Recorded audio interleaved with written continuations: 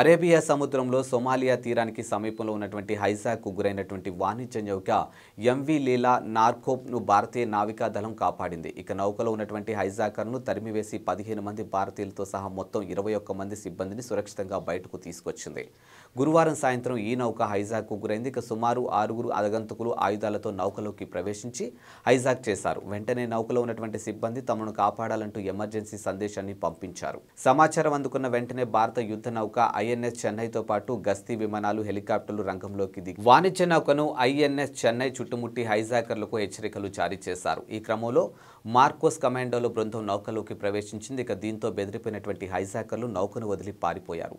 నౌకలో హైజాకర్లు ఎవరూ లేని నిర్ధారించుకున్న నేవీ కమాండోలు సిబ్బందిని సురక్షితంగా బయటకు తీసుకొచ్చారు. అనంతరం రెస్క్యూ ఆపరేషన్ ముగిసినట్టు నేవీ ఓ ప్రకటన ద్వారా విడుదల చేసింది. పూరా లోకల్ మీకోసం మా ఛానల్ మీ జిల్లాకు, మీ మండలానికి, మీ గ్రామానికి, మీ ప్రాంతానికి, మీ వీధికి, మీ ఇంటికి, మీ వద్దకి, ఎక్కడికైనా ఎప్పుడైనా మా పూరా లోకల్ ఛానల్ వస్తుంది. మీరిచ్చే సమాచారాన్ని అందరికీ చేరువయ్యేలా చేస్తుంది. మీ గొంతుకని ప్రతి ఒక్కరికి వినిపిస్తుంది. మీకు ఎల్లప్పుడూ అందుబాటులో ఉంటుంది మా పూరా local. Your choice for local voice. పూరా లోకల్.